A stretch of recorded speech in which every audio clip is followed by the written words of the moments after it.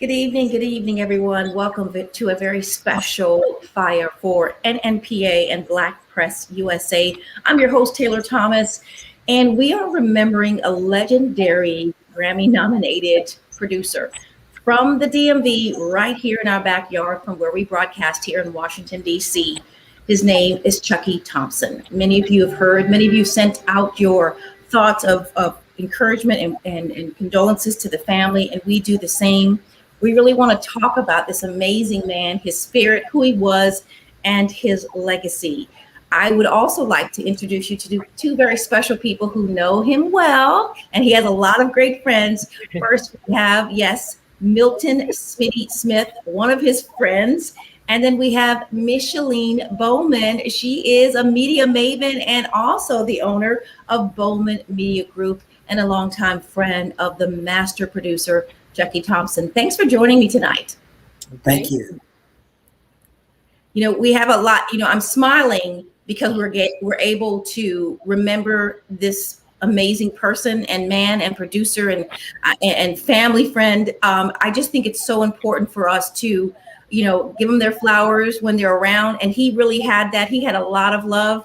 I wanted to take a minute before we kind of talk about each of your relationships and talking to us about who he was, because a lot of people know him from his work, and some, like myself, when I was going down the roster, I had totally forgot he was tied to all these people. I'm like, how does he have time? No wonder he was a part of P. Diddy's, Bad Boys Hitman group. I mean, he just breathed success, right? Yes. Yeah. So in October, we did a show here on Black Press USA entitled Legends of Gogo. And he was one of the people we asked to come on. And of course, he came on. And that was my first time getting a chance to speak to him. So I want to play some of that interview so you can hear in his voice. And for some of you, I hope it puts a smile on your face. But this first question was when I asked the group, describe what Gogo is. And here's Chucky's response. Well, for me, it's always been about a pocket. This area is known for us having a pocket. And if you don't know what a pocket is, it's when, how can I say it? It's almost like a swing rhythm that happens, and you swinging with the drums, you swinging with the congos, you even swinging with, like Sugar Bear, when he's on that microphone, he has a swing with him, you know what I mean? So Yeah. This area is known for a swing. So, it's one of those things that, it started out as, and Sugar Bear, you can correct me if I'm wrong, but it started out as a top 40 town here in DC, and then, Okay. they were faced with either you hired a DJ or you hired a drummer, or you hired a band. And most of the bands played top 40. They played, the stuff that was on the radio. And then they came out with the crossfader for the record players, you know what I mean? So they could keep on the dance floor longer, with that crossfader. So it's a guy in particular, Mr. Chuck Brown, he talked about this Latin percussion that he had with a group that he used to play with called the Los Latinos. And he took that Latin percussion and he said, you know what we'll do is in between the songs, we'll put this Latin percussion beat in there.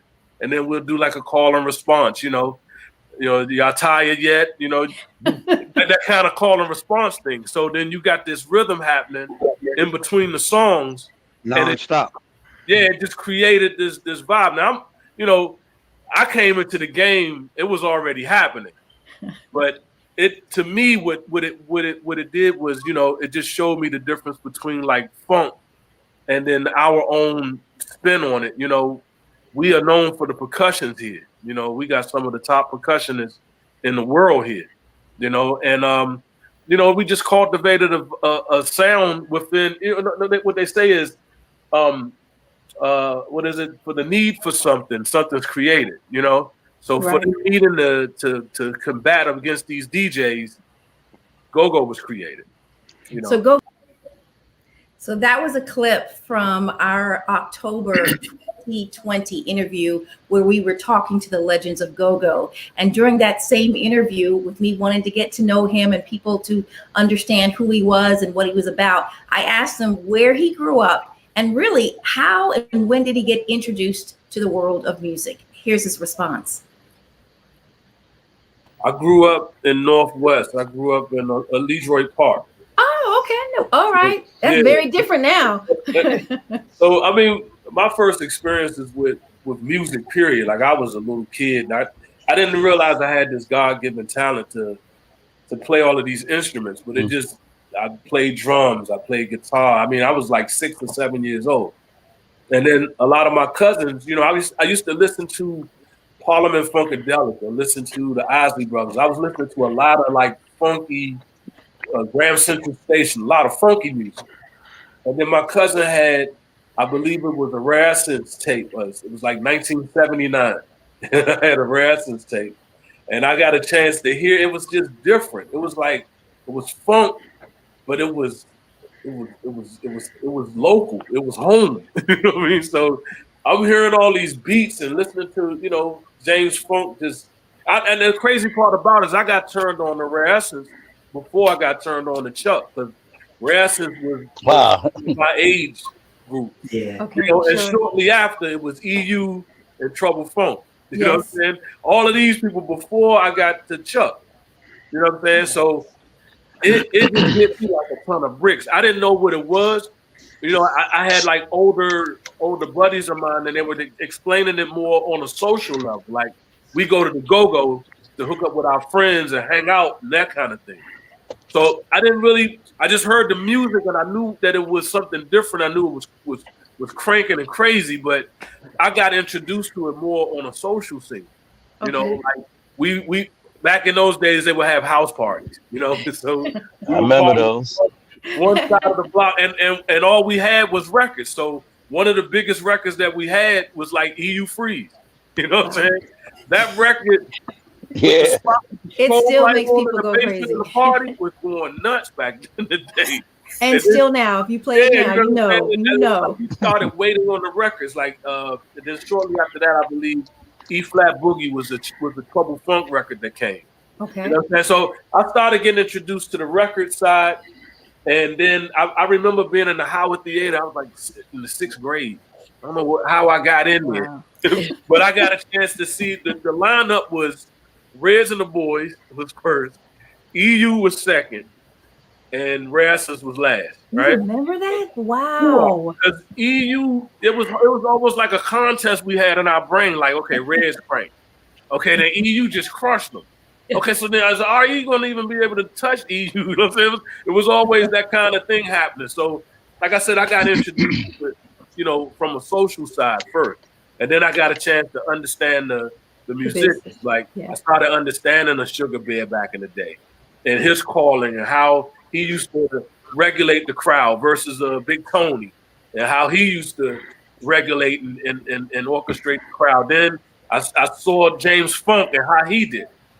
All to lead up to this guy, Chuck Brown, that, you know, was an old cool cat playing this jazz, and they had so, you know, it was a slow grind for me, but it's infectious. Like, once I got in it, it was a wrap. It was like it was my town. It's my sound. You know what I mean? Right. It's like everything that helped me out later on in the music business. I tied all back to the music from here, you know? And hearing that and just thinking, and Milton Smitty, I know, Micheline, I can't imagine what it must be like hearing and seeing him again, especially since you actually have a recent voicemail from him asking you guys to meet for lunch when he gets back. I can't imagine. That was literally when I was with DJ Cool in the meeting, and Cool was like, I gotta talk to Chucky. I'm gonna talk to him in a minute. And I said, let me call him now. So I called him, and then I got voicemail. So I left a message, but my phone was on vibrate because I was in a meeting. Put the phone down. He called me back. I missed his call. But then when we did talk on the phone, he let me know he was out of town. He says, look, we gotta do lunch when I get back. I said, I'm gonna hold you to that. And so, you know, the message when I listened to it, he's like, you know, Micheline Bowman, it's Chucky Thompson, you know, give me a call back. And I always delete my voicemails, but for some reason I didn't. And the fact that I looked at that and to find out when he passed, I'm like, the timing was just like too close. I just talked to you, and now you're not here. So it's just for anybody like Milton knows. It's I grab my chest. It's crushing. Still seeing that. It's like wow, because people don't get it, but death is final. So you got to hold on to every voicemail, every picture, everything. And make every moment count. And so there's no official report on the cause of death. He was 53 years old. Sources are reporting it's complications from COVID-19. But again, there's no official report. And it just brings it home. If you've never thought that this virus is real, to know that I spoke to somebody and the cause of death possibly to be linked to this deadly virus that our country is still trying to get over the hump. It's just really makes you sit back and think about how every day we should live, being kind to people and being giving, which every single person, even before this happened, when I brought up his name, that's all that they said. Now, Milton Smitty Smith, you know him from a teenager. So let's talk about your relationship and how you met Chucky. I met Chucky. He was 19, straight out of high school, probably a year. And we needed a conga player. Actually, Chuck Brown had some contractual disagreements with his original band, and he was replacing members. When I came into the rehearsal, I was hired as a drummer. Chucky was hired as a conga player, and a friend of Chucky's, Thurs, was on bass. We rehearsed, and our first concert was in London. And Chucky was on congos in London. No one in the group knew that Chucky could play every instrument on stage but me. But I knew he could play but he came in as a congo player, and he made me promise him I wouldn't say anything. Just let him play congos. And that's when I met him. It was 1986. We went to London, we left there, we went to Germany. But the funniest story, I just have to tell this. As everybody mentioned, this guy was so kind. He had read a story somewhere about kids not getting bubble gum in Germany. So we on tour in Germany, and part of the tour, we had to catch a train. Chucky convinced me to go with him to the store. He bought like $100, $200 worth of gum. We come back to the stand, and the band was gone. They left us. Left us. Yes. Man, we didn't know what to do, but they sent the tour guide back to get us. But that's just 19 years old, and he's thinking about people at that point. I'll never forget that story, but that was the beginning of our tour, of our relationship as well. I'm sorry. Smitty, honestly, what a beautiful story. Because when we had the interview with the Legends of Gogo, and you were joining us for that, you didn't share that, and I understand. But I mean, at that age, it really shows who you are at that age. 19, come on, 19-year-old teens in general, it's always me, me, me. We understand there's a cycle you go through, but for you to say in another country, no one that he would know, that's moving. Yeah, that's just the way Chucky, I never heard him say one negative thing. The whole 37, 8 years I knew him. I never heard him say one negative thing. I didn't think he was human. Wow. I can say that too. Because I never, ever heard him. Because we know in the DMV how big he is, and people in the music industry know. But there was never a time that I picked up their phone and called him. He would always say my full name, Micheline Bowman, every time, And what do you need? Whenever I asked him to do anything, whether it was when I was working at Fox 5, he was there. When I had my own personal events, he was there. If I needed him to do anything, if he was in the DMV and he told you, what you need, Ma? He said, what you need, Ma? I'm there. He was there, and he always made time. I don't even know how he juggled doing music, but if I called him and it went to voicemail, I got a text, I got a voice call back. He made time for people, and that's why we love him so much, because he was himself genuinely and naturally, and that's what we're gonna miss, just him being who he was, real. Sure, we need more people like that. Yeah, and it's interesting. I'm sorry, go ahead, Till. Oh, no, go ahead. No, it's interesting because my last text, I believe it was August or something. I have it here, the last text, but yeah, it was July 18th. He texted me about my video. I did a video with Frank McComb. He was sending love and respect, thanking me, and he asked me about Mary J's. Have you seen the movie? And I said, no. He said, his favorite word was Joe. Joe, check it out. So I checked it out about 3 or 4 days later, and then I text him back. 37 years since text has been around. I get three hours at the max before I hear from Chucky. I didn't hear from him. I said, something is not right. No, this is not Chucky. I either hear from him, I get a call or text.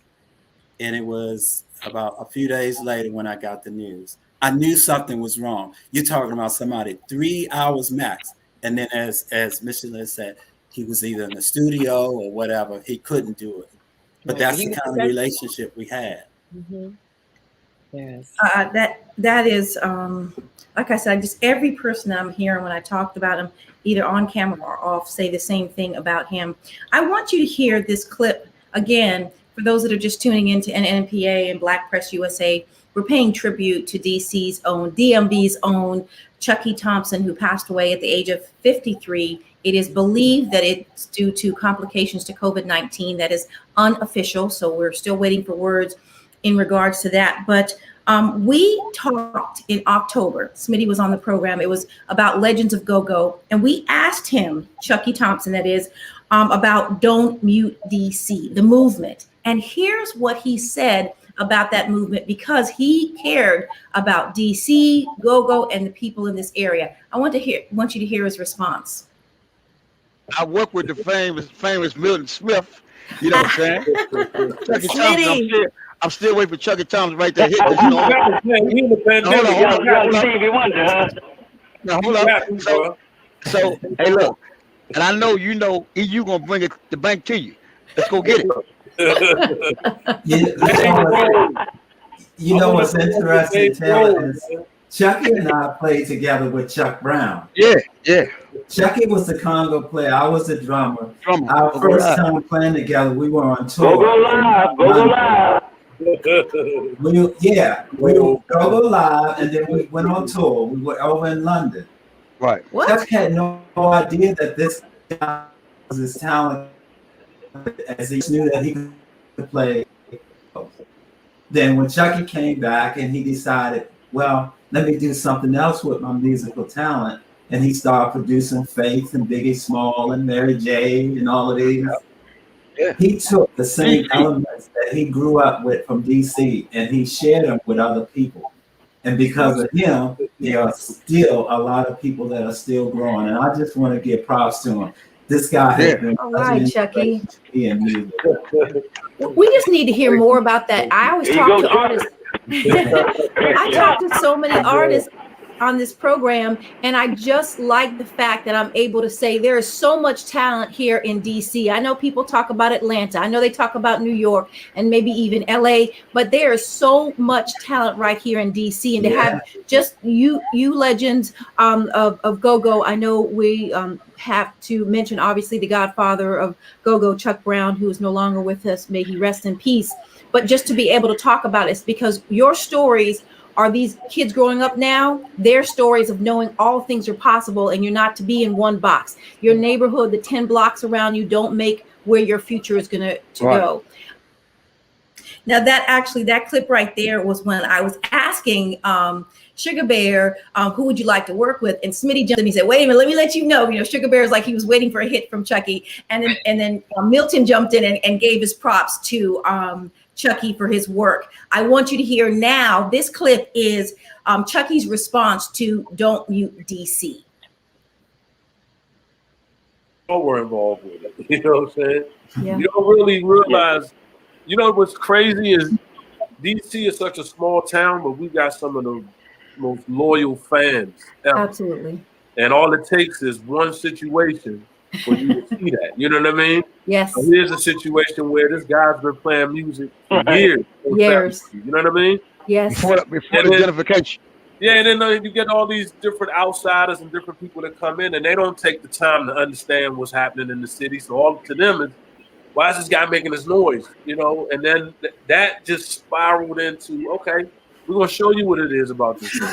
You know? That was amazing. That was amazing. Then like a week later, the Backyard Band came out, and like 6,000 people hit the streets. You know what I mean? And all peaceful. Yes, all very peaceful. All You're not, but it was just familiar to show with that, you know, this music and this town is connected. So you go against one thing, you're gonna go against everything.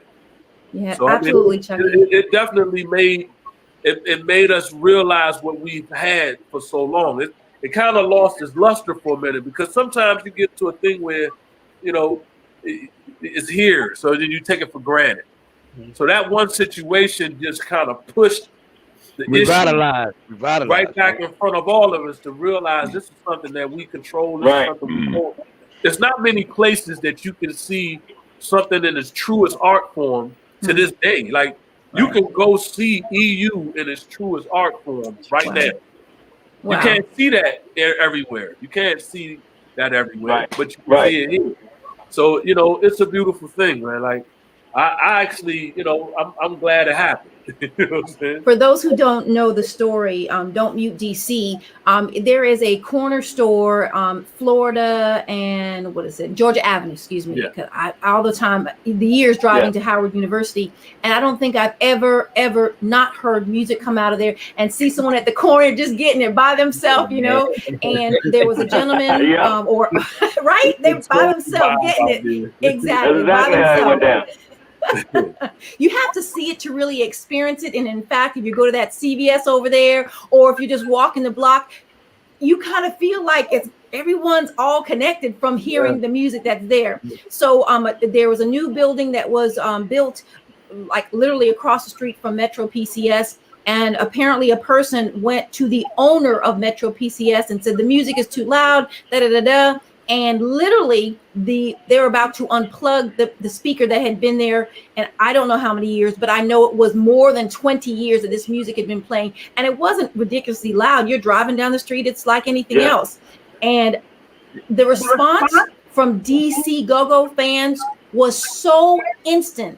It was so well put together and choreographed. And as you said, Chucky, not one bit of violence, not one bit. Not one. We just wanted you to understand that. No violence. When you come into this town, there's history about it, you know, and you have to respect it. We respect when we go into other people's towns. We don't just go there and just start doing whatever. And, you know what I'm saying? You can't do it like that. So, I mean, I love that my city still holds a standard to how you're going to respect what we do, because we respect everybody.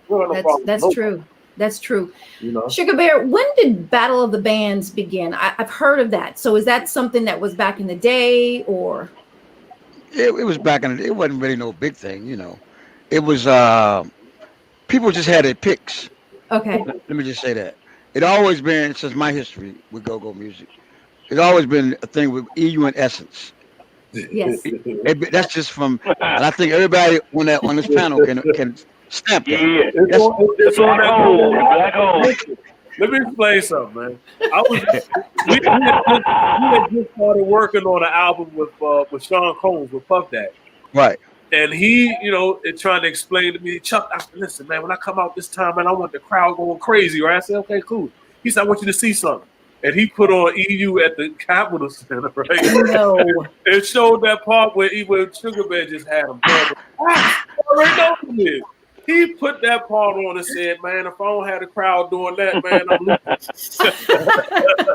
losing. So trust me, it's always been battle bands with these two guys, but you never, you know, it was always an up and get, you know, they're two different, totally different vibes. You know what I'm saying? So it's hard to even, it's like who you like, your mother or your father? You know what I mean? That was very good, Chucky. I like that. I like that. Really good. I like that. That much respect to both sides. So what I also remember coming here was you guys could never keep your post. That's, I mean, that's when we were talking about the posters, you know. So I came here from Europe, and when I came here, Gogo was something really, really new to me. But I love it, and I love the Congos, and I mean, I loved the Congos. I don't know what it was about that, Smitty. You heard me talk about it.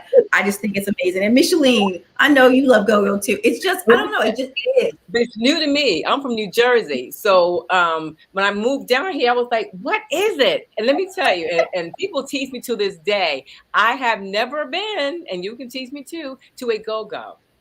Wait, I've got something for you. Norman, my producer. Norman, number 6. I need you to play cut number 6, not 5, but cut number 6, because Micheline, this is Chucky getting on me for exactly what you just said. Cut 6, Norman. This is Chucky getting on me.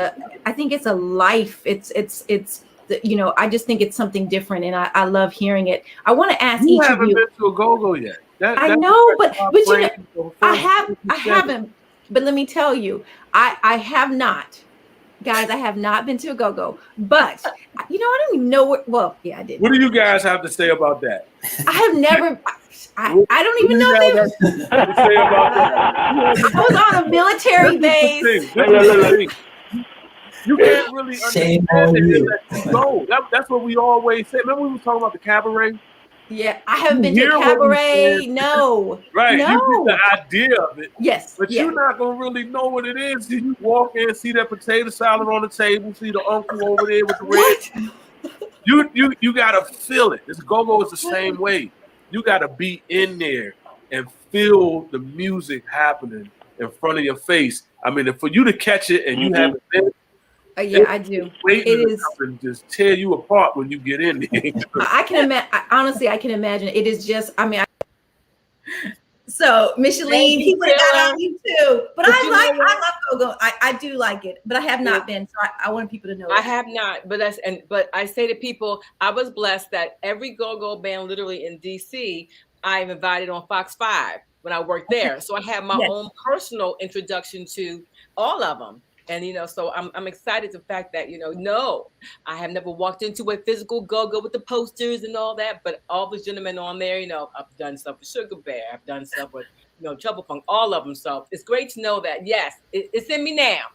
I saw you going like this to me. I saw you going like this. Hill, I was like, yes. Don't hate me. No hating. We're kindred souls, but you know, Milton, it you know, go-go music, and Chucky is right about that. You do have to experience it, and I would have loved to have the opportunity to experience it when I was younger.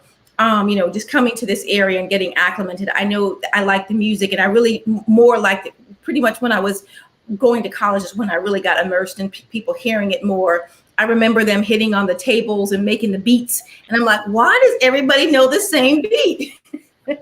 Milton, you know what I'm talking about. If you're from the DMV or been around, I'm sure people understand that. So Milton, you know, with Chucky not being here, you know, what do you hope his legacy holds? It's interesting. I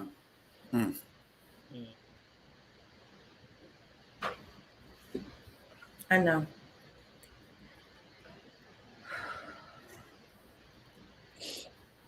I was hoping some kind of way that this would teach DC that we need to do something before these legends leave. What can we do before they leave? He doesn't get the joy of knowing how many people love him while he's sleeping and resting. What can we do? I've gone to a couple of people trying to find out if we could do an award show or something just for these guys. We're talking about people who have spent their lives just trying to be decent people through music. And I'm sure none of them are perfect. None of us are perfect, but we love our city. I think the most peaceful time or example I can think of was when we did Gogo Live. The city was the most awesome city in this United States of America. When we did Gogo Live, everybody came together, supported one another, and came and supported every band that was on that show. They went out and bought their outfits. They spent money and they did everything they could to make sure that we had a wonderful time.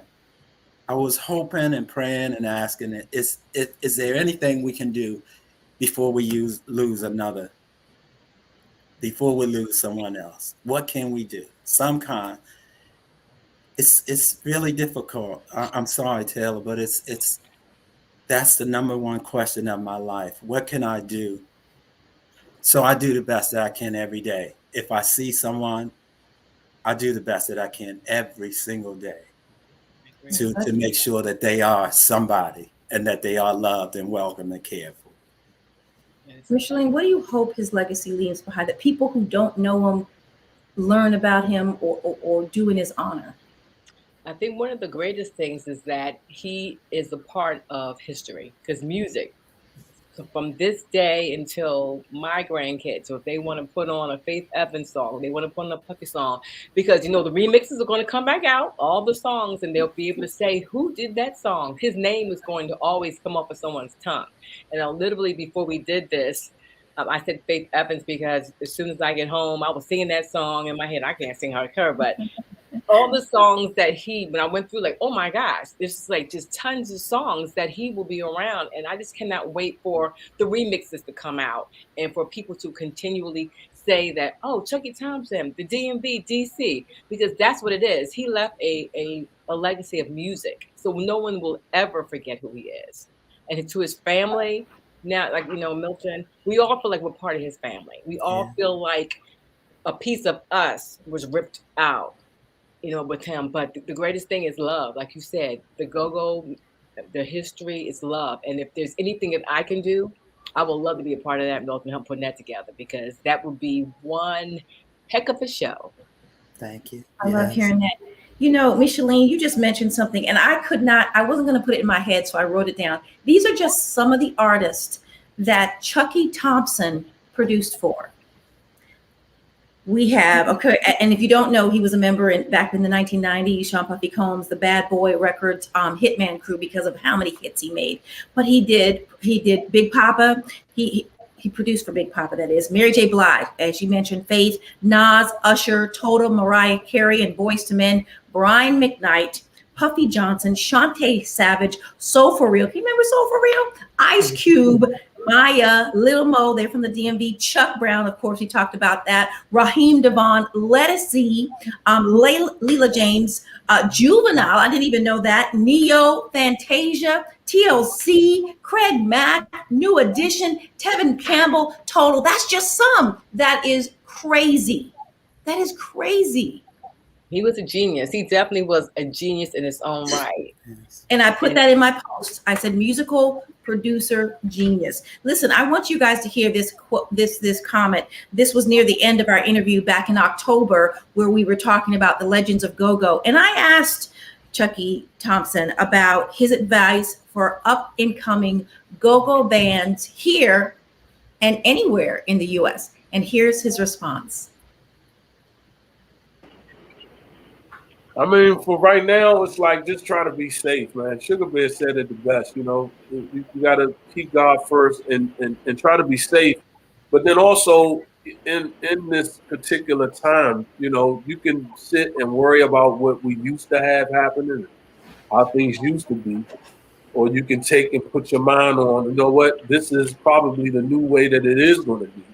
Right. And how do I, you know, jump the gate before anybody else? You know, I've been seeing a lot of the live, like, streaming situations with a lot of people. Right. Yes. You know, people at home, you know what I'm saying? People are trying to be as safe as possible. So you got a platform now where people are in the house. You have to use it. You know, you have to say, you know what, let me do something I normally wouldn't do. Let me create a live, you know what I'm saying? Something right. Live. And I mean, as long as you know, if you're quarantining and you're testing you have some type of a testing station set up with Lysol or something, just to make sure people are safe. It's ways to, you know, set up a camera and let guys perform and do some type of streaming so people can at least still see your creations and that kind of thing. And then also, this is a good time for records. This is a good time for groups to kind of create and come up with 3 minutes, using the basic structure. Because a lot of times with these go-go groups, they don't understand song structure. So, when you're making records for people that don't really understand the language, say you're trying to do what we did, Milton, when we out overseas, and people love the music and people love the energy, but they don't understand the language. Then you have to have some type of structure. Like I said, this thing started from top 40 records, so you can't skip that part of the record. You know what I mean? Okay. I always looked at go-go as a genre. Yes, it's a culture, but it's a genre too. Any record can be made in a reggaeton. Any record can be made in, salsa. You know what I'm saying? Whatever. But guess what? Any record can be made as a go-go record. You know what I'm saying? So it's just you have to get ready to be clever. A lot of the biggest go-go records have been songs that they've played of other groups, like Pieces of Me, the Rascals record. That record stayed on the radio, or Backyard when they did the Adele record. Those records stayed on the radio. But was set up as a record that had structure to it. You get what I'm saying? Okay. So if for nothing else, focus on the things that are going to make this thing, make it keep the rawness and keep what we do, but then also understand, what's being done and what people look for when they listen to records. Chucky, I'm sorry, go ahead. No, that's it. I think that will definitely recreate a vibe and an energy from the city that's hard to compete with. The song that I really liked and Gogo made me like it was Ashley Simpson's song that Gogo played. That was there was the first time I heard Jill Scott's that song. I was like, wait a minute, that's Gogo. I know that's Gogo. And I was like, or maybe, who did she get to do that? And then later people here in the DMV started talking about it. And then the Ashley Simpson song, oh my goodness. Do you know, honestly, I started liking that song after I heard Gogo play it. I mean, literally, I couldn't get it out my head. Gogo is not going anywhere, Taylor. You got CeeLo Green now. CeeLo Green, he is 199.9% invested in making sure he can do all he can, with his song. And so I'm excited to see that Gogo becomes to the forefront of music where it should be. It shouldn't just be a DC, DMV thing that you hear when you're in our area. It should be worldwide. It should, you know what I'm saying? I feel that all the bands should be worldwide, not just known here where we live. That's what bothers me, that at least how I feel, you can say Backyard, Junkyard, EU, Jumble Phone, but that's ours, but we want it to be everybody's. Yeah. I definitely think that is shared. And I know, Milton, I love your mission of trying to find a way to tribute to, to have some type of physical tribute for Chucky Thompson. And I know that you'll have a world of support in regards to that.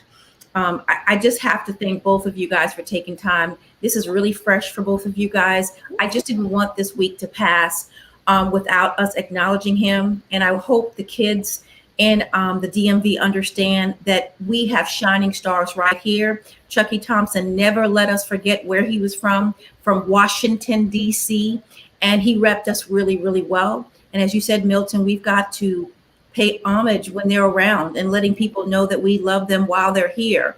And I say this outside of just musical artists, but I mean people in your household, people that are in your community, people that are in your office, and just take a few minutes to let them know that they matter. Again, for those of you that may not know, it's still unofficial, but Chucky Thompson was 53 years old, and it's believed that he passed away this week due to complications due to COVID-19. We have a guest that's coming up that I really wanted to take a minute to educate our community about the most recent news with COVID-19, and it is constantly changing. I am vaccinated. I don't mind telling people that. I am doing this to protect others in my family and in my community. And I truly hope if you are not vaccinated that you really look at this and see how the numbers are changing. As we close out, Milton, I want to thank you so very much. Micheline, I want to thank you so much. I know, again, this is so fresh and so personal, but when I ask somebody who can I get get on, and they were like, you got to talk to these two. They loved him to death. They were, communicating with him, and one of his many, many friends, as you said, Milton, that he has, that I know that he will be missed. This last comment was from Chucky Thompson as we closed out the interview, and basically he just closed out with some encouraging parting words.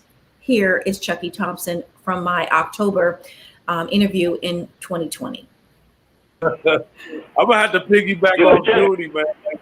There's been a lot of crazy conversations, man, with Milton that just helped me stay in tune. You know what I'm saying? You have to have somebody that understands lifestyle. You know what I mean? And when you in this go-go world and you in this live and this music world, I mean, Milton's been in it. You know what I'm saying? He got in it way earlier than me, and his mentor was my mentor. So me and Milton we just rapped, and he just basically kept me from jumping off the bridge or pushing somebody else off of it. You know what I'm saying? So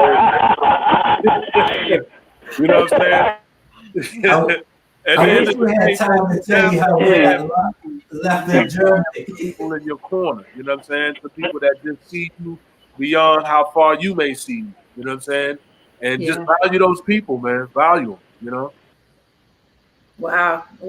Really, really well said. Value those people.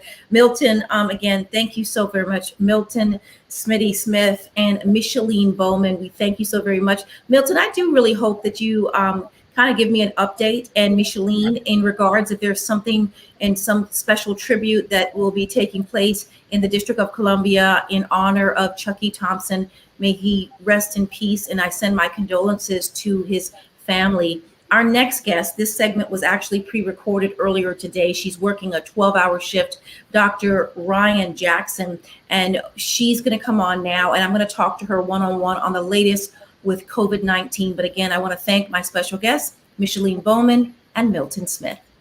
Thank you very much, Steph. Thanks. Nice meeting you, Micheline.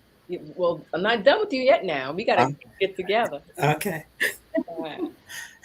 Hi. All right, it's time for us to segue into our next guest. We have spent the last few minutes obviously paying tribute to an amazing musical genius, Chucky Thompson. Now, I thought it would be the right time. There's so much happening in our country as it pertains to COVID. There are some reports, nothing confirmed, that possibly this amazing hit maker may have passed away due to complications due to COVID-19. Again, it's unofficial, but it just really had me thinking about the importance of us talking about COVID-19, the variants, just the things that we need to know, because it's changing every single day. Joining us now is Dr. Ryan Cheatham Jackson, and we are so happy to have you on the program today. How are you? I'm good. How are you? I'm doing good. We just paid tribute, as you saw, for the last 30 minutes or so, to DC's own, Chucky Thompson. And, reading some of the reports, there were some DJs reporting that, he may have passed away due to complications of COVID-19. And this is getting closer and closer and closer. I don't know, I have a family member that half the family caught COVID-19. They still do not believe in getting vaccinated. And it's something I've told the public, I'm vaccinated, my daughter's vaccinated, my parents are vaccinated. But I wanted to bring you on to talk about a couple of things pertaining to the latest on COVID. So first, let's get your medical background, and then let's talk about COVID. Okay, so again, my name is Dr. Ryan Cheatham Jackson. I attended Howard University for my Bachelor of Science in Biology, and then I continued on there to receive my doctorate in pharmacology from the College of Pharmacy. I've had the opportunity of traveling abroad to work in South Africa, do HIV and AIDS work out there. Additionally, right now, I am a pharmacy manager with CVS Health, so I work right here in the community in Prince George's County. Well, that's so important. And every now and then you're going to see me looking down, because people, when I start with my guests, they start texting me questions. So I'm going to be looking down every now and then to add what, exactly, question or comment that we may have for you. So I know that one of the things that you dealt with early on in your career is infectious disease. You were in Africa, am I correct, dealing with HIV? Pretoria, South Africa, pretty much just assisting them in like mimicking what we do here in regards to loss to follow up with HIV AIDS patients, making sure they have the proper care. A lot of issues that are going on in South Africa were more so the stigma is still attached to it. I think in America, we've kind of like reduced the stigma. You see the commercials, it's becoming a little bit more socially acceptable and understandable to have HIV. It's not like a ghost or a mystery, where still in other countries, you know, it's frowned upon. It's still a stigma to one particular group of people of why it happens. And now we know with science, obviously, there are a multitude of ways why you can get or how you can contract the virus. So it was just more so helping with the federal government, helping get patients the care that they needed, making sure we were able to have adequate follow-up to make sure the patients were still, you know, getting their virus levels undetectable. And just that. Now, you know, we, the public here in the U.S., we're still waiting for FDA approval on some of the vaccines that are out there. What are you seeing right now? There is so much talk about COVID-19, really actually the variant, the Delta, Delta Plus, Lambda. So, okay, the beginning of the pandemic, right? We were all nervous. Everybody's, I guess, concerned about how quickly this vaccine became developed. So one thing we do know about the COVID SARS virus is that it's not new. It's just a variant that this one is extremely infectious. Additionally, the vaccine has been in works. They're just trying to figure out the best way to administer it to everyone. This particular vaccine, the reason why it was developed a little quicker is because it's using something called messenger RNA. And what happens is in your cells, like they develop proteins, right? So pretty much this vaccine is just giving a cheat code to your body of how to beat the virus a little bit faster than normal, either injecting yourself with a live version of the virus or even a dead version, which could be seen with like your normal flu shots, right? Currently, in this particular area, we have been seeing like a spike in getting the COVID vaccination, whether it be the fear of the Delta variant, and now we're knowing about the Lambda variant that's been seen in South America, excuse me. So I am excited about the uptick in like the concern of getting it, but we still have states that are in the South, like Georgia, Florida, Louisiana, in Alabama, that only have 30% vaccination rates, which is very scary. And it poses a risk when we're traveling interstates, right? So I'm not really concerned about myself if I'm fully vaccinated. I'm concerned about who I may come in contact with who may not be fully vaccinated, because we know that with the vaccines, it's not 100%. Like nothing's 100%. What we're concerned about is when you do receive the vaccine, how likely are you going to be hospitalized, and how, or likely dead. So you want to have some type of coverage and protection, right? But it doesn't eliminate you from getting the virus. If you don't have that. I think people need to understand exactly what you said. And I know it's been repeated time and time again. So the vaccine is not a cure-all, but it does eliminate possible death and hospitalization, which is important. I know a lot of people have been talking about breakthrough cases. There's been the long haulers. There's so many things that are coming out. I know that the CDC has been working to me tirelessly to put out the most up-to-date, accurate information. And I also think that with that, you may get a statement, and then whether it's a day or two later, it may change. And but because there's a lot of things that are changing. A lot of information is on you. We don't know what's going on, right? So we have to just bear with the healthcare providers. Just be patient, because we're all trying to figure this out together and make sure we get out of it the safest and most effective possible way. Now there are some talks that if this continues, if the numbers continue to jump the way they are and spike in certain areas, that there may be another wave and possible shutdowns in certain states, because again, I think Maryland may be. Right. And I see as of July 27th, the CDC put out, that's why they had recommended that, even if you are fully vaccinated, to be wearing your mask indoors, because they saw an extreme uptick in cases that were similar to that happening in the beginning of the pandemic, right? Yeah. Which is wild, because you think that we saw like a lull, right? And then now we're just getting all these cases, and most of these cases have been with the Delta variant, and it has been a lot more contagious, a lot more transmissible. I think from what the CDC said, it's 8 times as transmissible as the regular COVID, the original variant, I should say. So scary. It's very Yeah, and that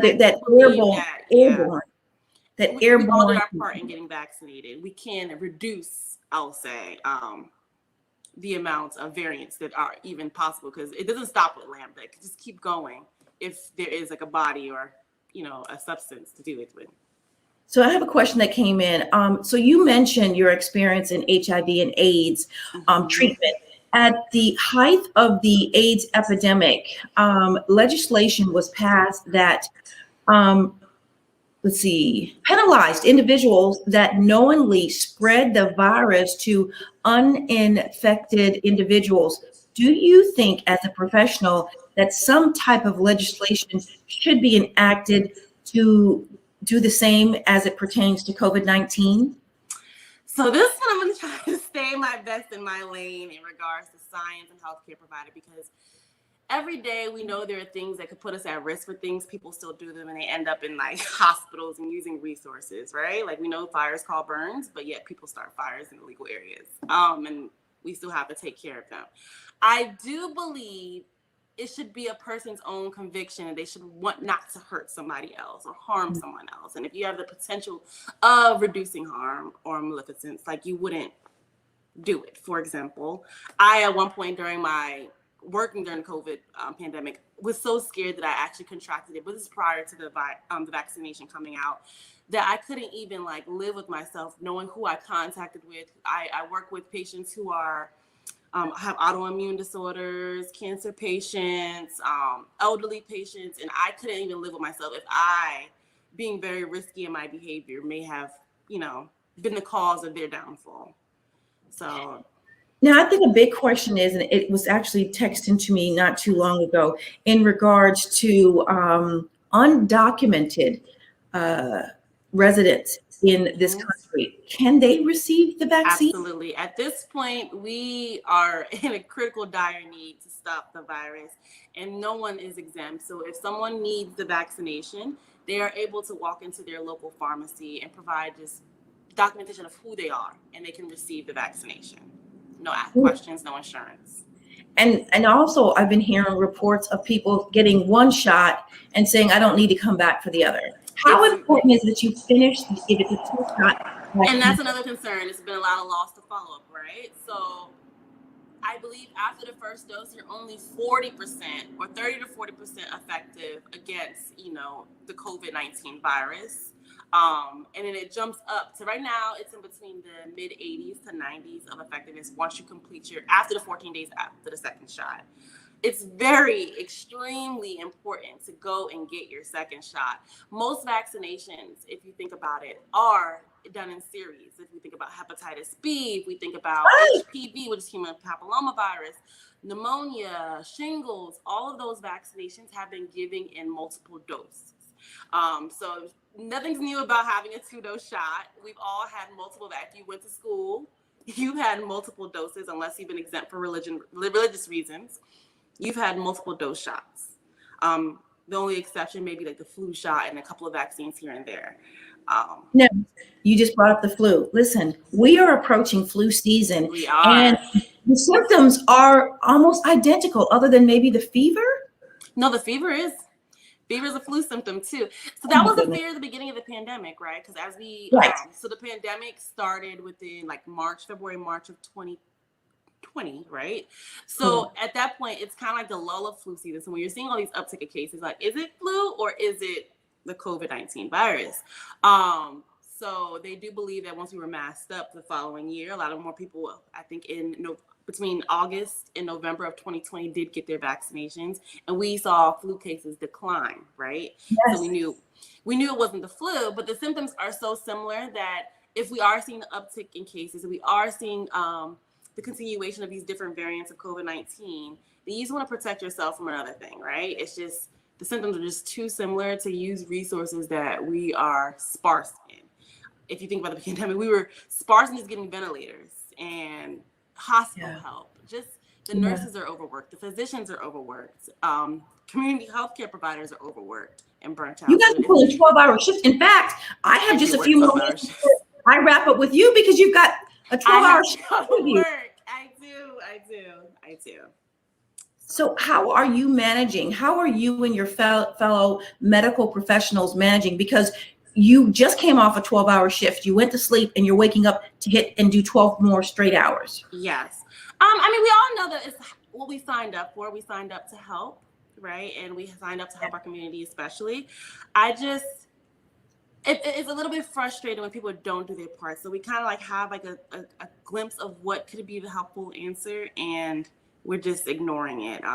Even if I totally respect everybody's views on their vaccinations, it's your body, you're right. But I just want people to be more safe. So if that requires you wearing a mask to reduce the transmission, if that requires you washing your hands or reducing your traveling across state lines, it's just doing your part, you know?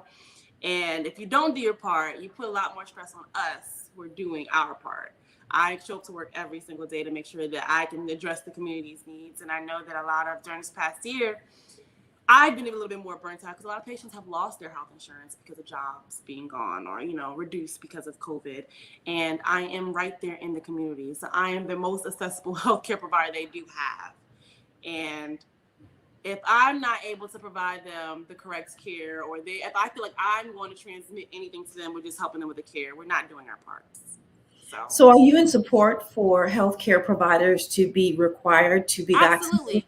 And the thing is, it's not new for healthcare providers to have any required vaccinations. Before we're even able to start, we have to have a negative TB test. We have to have proof of a vaccination record, including an annual flu shot. It's not foreign to have healthcare providers to be required to get vaccinations. It's because we're putting ourselves at the most risk.